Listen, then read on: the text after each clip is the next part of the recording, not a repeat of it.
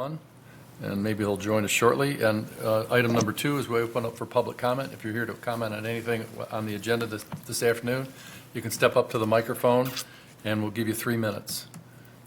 No one's stepping up, no public comment. We'll close public comment and move to approve the minutes from our November 19th meeting. I move that we approve the minutes of the November 19th meeting. And support, all in favor say aye. Aye. Passes 2-0. All right, item number 4, site improvement, 1750 Saxon Drive, the Birmingham Country Club. Corey? So the Birmingham Country Club would like to add a generator to their facility. Mm-hmm. This is where it sits within our zoning map. You can see it's an island. There's Birmingham to the north, and I believe Beverly Hills to the south. But the parcel itself is in our community. When you look at the aerial, the picture becomes more clear. The property is surrounded by dense residential development. Mm-hmm. So from the staff's perspective, our primary concern when adding a generator to the site is any visual or noise impacts on neighbors. Fortunately, the applicant is proposing it right tucked into the building, and I'll go into more detail in a minute. So sound-wise, it's well distanced from any nearby residences. From staff's position, our only concern, I did go out there and do a site visit to determine who would be able to actually see the generator. So if you kind of look with my cursor, the generator is going to be somewhere along the building here. The only houses impacted are down here. Mm-hmm. Those are the ones who could possibly see it. There's about 3 or 4. And so we worked out a screening plan. Mm-hmm. This is the actual site plan. If you're familiar with the site, this is where you typically enter. It's a little bit elevated grade-wise from this area. So there's a screening wall here, as well as building all around, protecting the view from 3 sides. There's also an existing evergreen barrier right here that kind of frames the parking lot. So really the only screening that's needed is here. The applicant is proposing to use arborvitae, the height of the unit at the time of planting. The generator itself is going to be roughly 19 feet by about 9 feet, and in terms of height, it'll be a little over 10 feet. And then there are some photos from my site visit showing it's going in this existing utility area, and when done, it will be improved with an arborvitae screen. And that's it for my presentation. All right, thank you. Any questions? So the arborvitae will be 10 feet? It'll be 10 feet, 4 inches. It'll be the height of the unit. At least the height of the unit? At least. Okay. Nope, no questions. If no one asks for a motion? Okay, so I move that we approve the site improvement plan, subject to the plantings as presented of at least the height of the unit. And this goes to zoning. Yes, this will have to go to zoning board since it's in the front yard. Okay, I'll amend that to add that we send this to the zoning board for their consideration. Okay, I support. All in favor say aye. Aye. Passes 2-0. Good luck, gentlemen. Thank you. Item number 2, 1200 Lone Pine Road, the Hills of Lone Pine. So the Hills of Lone Pine is, this originated when they reached out to the township, wanted a security study of their association. So the police department conducted that study and then determined that there were some places where increased security might be helpful to the residents. So that's why they are coming forward to you today with their plan. So you are already, I think, familiar with where it says it's in a sea of yellow. It's in our residential neighborhoods. It's to the south of where the township hall site is.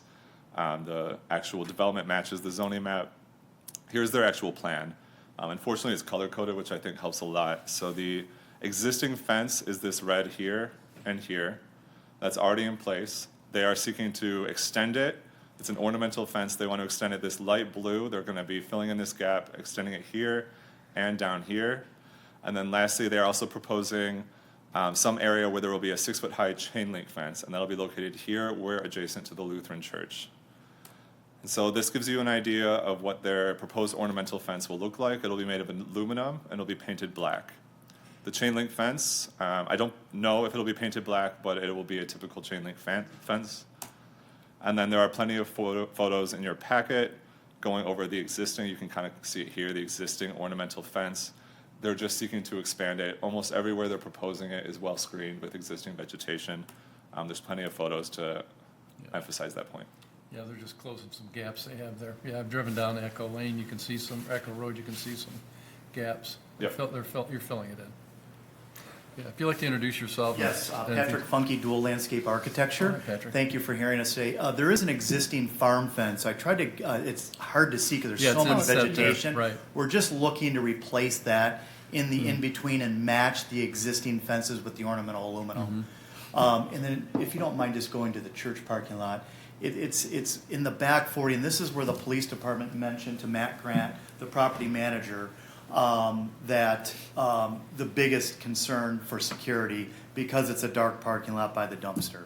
So that's why the chain link is proposed there, and it will be black as well. It'll be black vinyl, so it'll disappear with the existing vegetation. Russ, thank you. Thank How you. high will that be? 6 feet. 6 feet. Okay. You good? All right, then I move that we approve the site improvement for 1200 Lone Pine Road, Hills of Lone Pine Condominium Association as presented. Does it need to go to ZBA? And it would go to the ZBA for their consideration. Support? All in favor, say aye. Aye. Any opposed? Passes 2-0. Good luck, gentlemen. Thank you for coming to us. B, special events 6592 Telegraph Road, Bloomfield Plaza. Corey? Yes, so you are well familiar with this site. I think they've been to this board more times than I can count. So I'm not going to go over that. They're requesting a special event, and there's two parts to this. Only one part is actually being addressed today. That would be, they are proposing a temporary truck for sales of turkeys and hams as part of their holiday offerings. The truck will be located in the rear parking lot of their facility. It's going to be a semi-truck. It's going to be operational during the same hours as Nino Salvaggio's. The truck will stay on site off hours. You'll notice if you went through your packet that they are also requesting a location for snowplows. That has been removed. We are not making a decision on that today.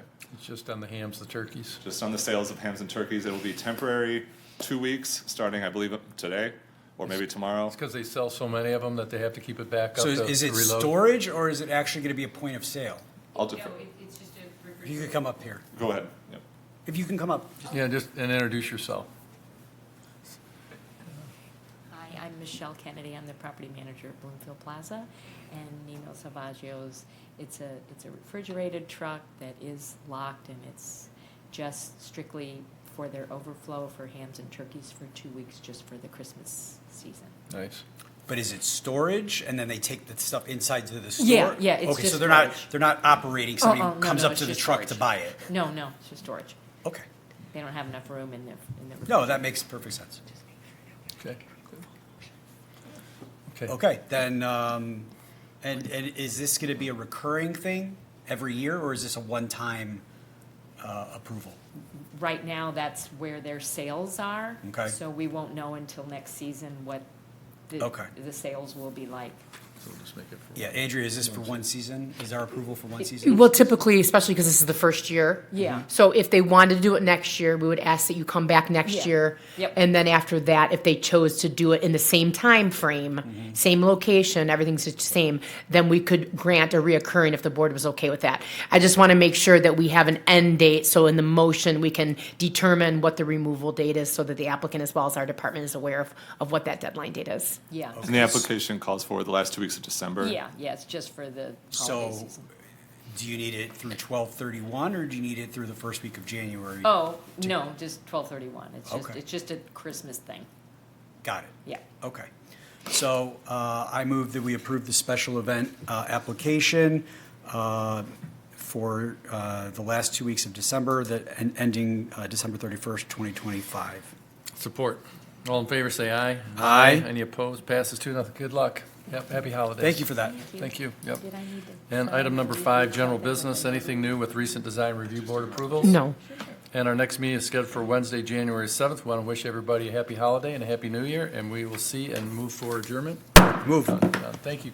Thank you very much. Thank you. Nice. All right, here we go. Short and sweet. All right.